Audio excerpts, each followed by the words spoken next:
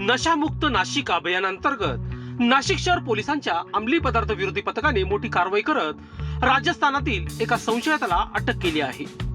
आरोपीकडून 51.073 kilo डोडा, अफूची बोंडे व चुरा आणि इतर मुद्देमाल असा एकूण 8,83,495 रुपयाचा मुद्देमाल जप्त करण्यात आला आहे।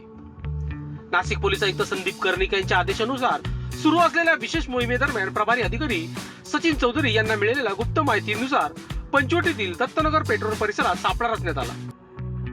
झाडाझडती घेतली असता मोठ्या प्रमाणात डोडा जप्त करण्यात आला।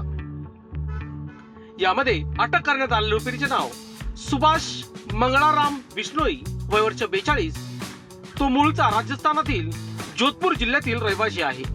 तो गेल्या 10 वर्षांपासून पंचवटी परिसरात वास्तव्यात असून गॅस रिपेअरिंगचे काम करत असल्याची माहिती पोलिसांनी दिली। आरोपी विरुद्ध पंचवटी पोलीस ठाण्यात एनडीपीएस कायद्यान्वये गुन्हा दाखल करण्यात आला आहे। जप्त केलेला अंमली पदार्थ नाशिकमध्ये कोणाला पुरवला जाणार होता, त्यामागील रॅकेट आणि इतर संबंधित आरोपीचा शोध पोलीस घेत आहे।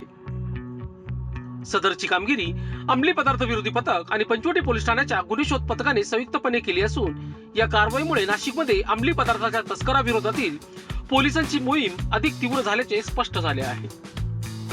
लोकशास्त्र न्यूज साठी बंटी आढाव, नाशिक। लोकांनी लोकांसाठी उचललेले अस्त्र म्हणजेच लोकशास्त्र न्यूज।